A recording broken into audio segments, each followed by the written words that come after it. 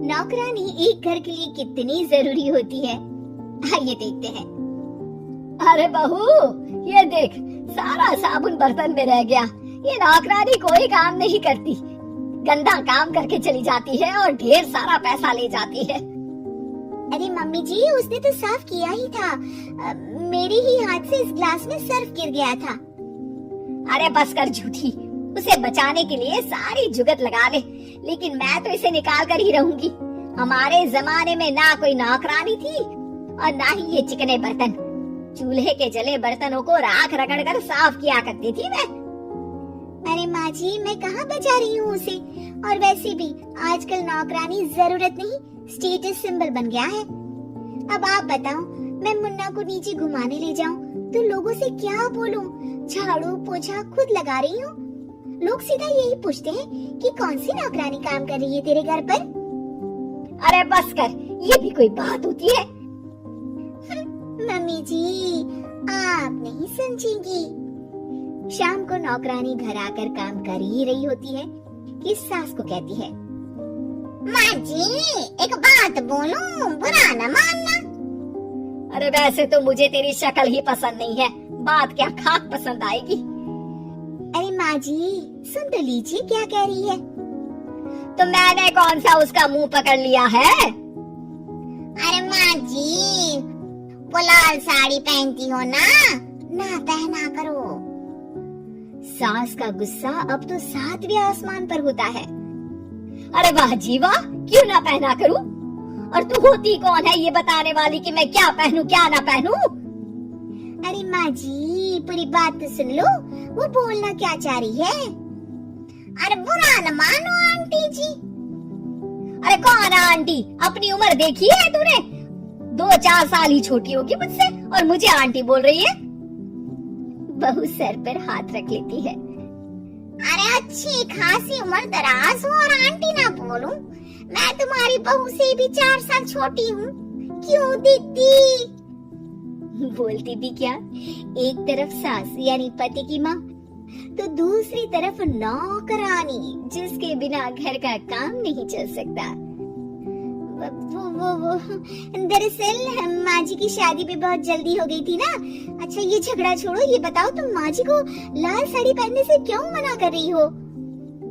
वो ना, इनकी उम्र की सारी औरतें सोसाइटी में इनके लिए बात करती हैं कि तुम्हारी सास बुढ़ी घोड़ी लाल लगाम है। बहू को ये सुनकर गुस्सा आ जाता है। अरे वाह वाह, कौन बोलता है जी? खुद क्या है यहाँ की औरतें? बाल सफेद लेकिन टाइट जींस और कोई कुछ भी पहने। अरे पहनना हमारा निजी हक है, किसी को कुछ हक नहीं बनता कि वो मेरी सास के लिए कुछ बोले।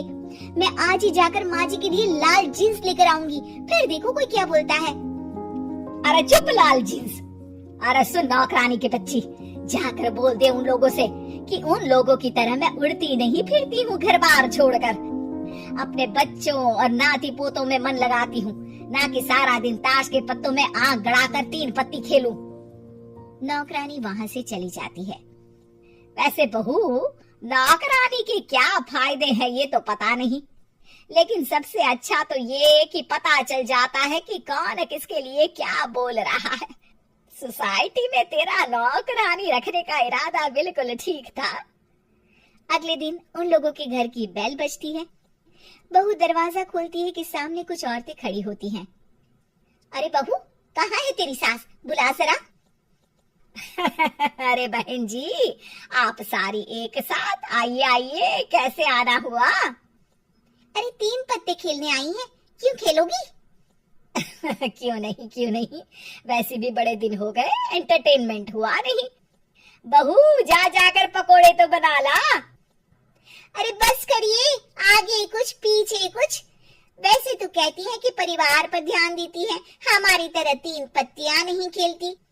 हमने कौन सा परिवार छोड़ दिया? सास सक पका जाती है। अब ये किसने कहा? मैं तो कहती हूँ कि मैं भी थोड़ा बाहर निकलूं। आपने ही तो कमला नौकरानी से ये सारी बात की थी। सास और बहू को अब सारी कहानी समझ आ जाती है कि सोसाइटी की औरतें क्यों भड़क रही हैं। माफ करिए आंटी, मैं छोटी हूँ लेकिन फिर भी पहले तो आप लोगों ने माँ की लाल साड़ी का मजाक उड़ाया था ना। हाँ हाँ उड़ाया था, लेकिन उससे पहले तो तुम लोगों ने हमारी जीन्स के बारे में बात की थी। अरे क्यों ना पहने हम जीन्स, तुम्हारे पैसों की थोड़ी ना है।